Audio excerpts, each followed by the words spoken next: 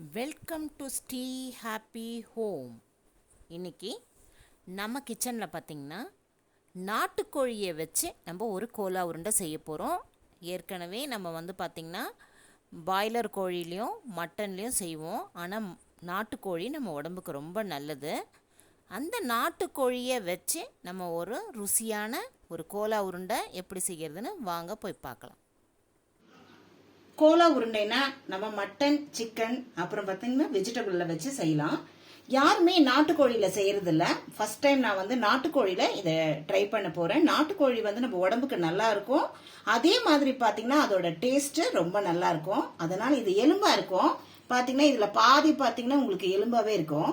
இந்த தச பகுதியை மட்டும் நம்ம இப்போ கட் பண்ணி எடுத்துக்கலாம். இப்போ நம்ம இந்த தோல் பகுதி எலும்புகள்லாம் எடுத்துட்டு சதப்பதியை மட்டும் வெட்டி எடுத்துக்கலாம். இந்த மாதிரி நம்ம கட் பண்ணி எடுத்தாச்சு. துண்டுகளை நறுக்கி வச்சிருக்கோம். இது மிக்சியில ஜார்ல போட்டு ஒரு அடி அடிச்சுட்டு வந்துடலாம்.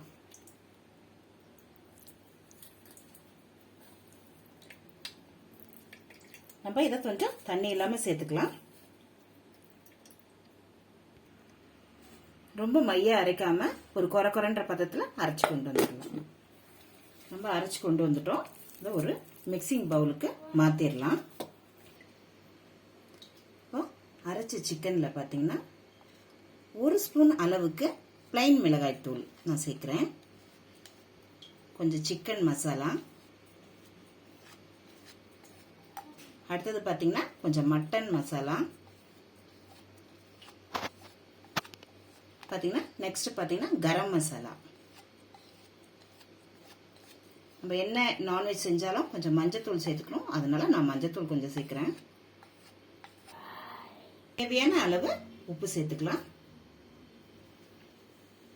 இஞ்சி பூண்டு பேஸ்ட் 1 ஸ்பூன் அளவுக்கு சேர்த்துக்கலாம். இப்போ சேர்த்துட்டு நம்ம எல்லாமே நல்லா மிக்ஸ் பண்ணிடலாம். நாட்டுக்கோழி நம்ம உடம்புக்கு ரொம்ப நல்லது. நீங்க குழம்பாவோ இல்ல ஃப்ரையாவோ இல்ல எந்த மாதிரி சாப்பிட்டுருக்கலாம். ஆனா பாத்தீங்கன்னா நம்ம எலும்பெல்லாம் நீக்கிட்டு இந்த மாதிரி செய்யும்போது நாட்டுக்கோழி கோலா உருண்டை ரொம்ப சூப்பரா இருக்கும். நம்ம இதை கொஞ்சம் 5 நிமிஷம் ஊற வச்சிடலாம். இப்ப பாத்தீங்கன்னா ஒரு 5 நிமிஷம் நல்லாவே ஊறி இருக்கு. இந்த டைம் பாத்தீங்கன்னா நான் பொடிச்சு வச்சிருக்கேன் பொட்டுக்கடலை மாவை இதுல சேர்க்க போறேன். இது ஒரு 50 கிராம் அளவுக்கு குறைச்சலானது தான். நீங்க இதை போட்டு பார்த்துட்டு தண்ணி ஜாஸ்தி இல்லாம தண்ணி மட்டும் இல்லாம பாத்துக்கிட்டீங்கன்னா உங்களுக்கு ரொம்ப நல்லா கிடைக்கும். இப்ப பாத்தீங்கன்னா நம்ம கையில ஒட்டவே இல்லை. இந்த மாதிரி ஒரு பதத்துக்கு நம்ம இதை பிசைஞ்சு வச்சிடலாம்.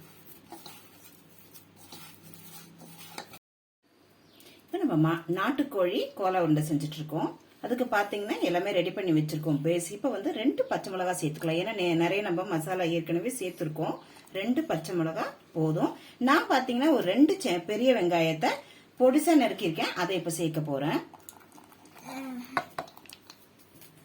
அடுத்தது பாத்தீங்கன்னா கருவேப்பிலையும் கொத்தமல்லியும் நான் ஃபைனா சாப் பண்ணிருக்கேன். அதை தான் இதோட சேர்க்க போறேன். நல்லா மிக்ஸ் பண்ணிக்கலாம். வெங்காயம் நம்ம லாஸ்ட்ல சேர்க்கும் போது அந்த தண்ணி விட்டுற தன்மை வெங்காயத்துக்கு இருக்கிறதுனால நம்ம கொஞ்ச நேரம் கடைசியா சேர்க்கும் போது உங்களுக்கு அந்த தண்ணி விடாம இருக்கும். நல்லா மிக்ஸ் பண்ணி வச்சுட்டோம். நான் சின்ன சின்ன உருண்டைகளா இப்போ உருட்டிக்க போறேன்.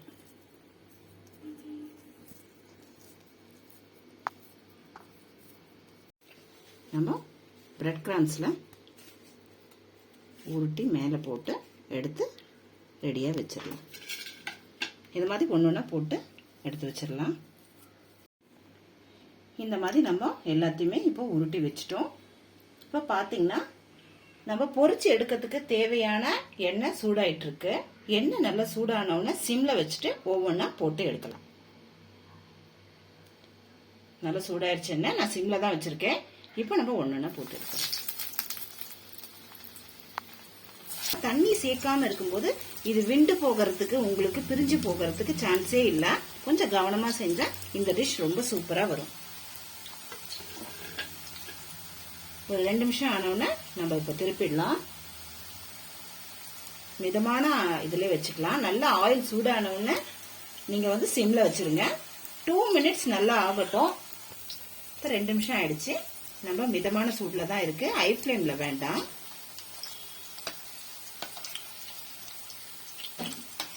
நாட்டுக்கோழின்னும் போது கொஞ்சம் வேகிறதுக்கு டைம் எடுக்கும். நீங்க ஒரு சிம்லியே வச்சு மெதுவா திருப்பி போடுங்க. பாய்லர் கோழியை விட நாட்டுக்கோழி நம்ம உடம்புக்கு ரொம்ப நல்லது. அதோட டேஸ்டும் ரொம்ப நல்லா இருக்கும். சின்ன குழந்தைங்களுக்கு இப்பத்துல இருந்தே பெண் குழந்தைங்களுக்கு எல்லாம் பாத்தீங்கன்னா இந்த பாய்லர் கோழியெல்லாம் கொடுக்காம இதையே பழகிடுங்க. இப்ப பாருங்க நல்லா செவந்து வருது. கொஞ்ச நேரம் இருக்கட்டும். நல்லா செவந்து வந்துருச்சு. இப்ப நம்ம ஒரு பிடி கருவேப்பிலை இதை அப்படியே சேர்த்து பொரிச்சிடலாம்.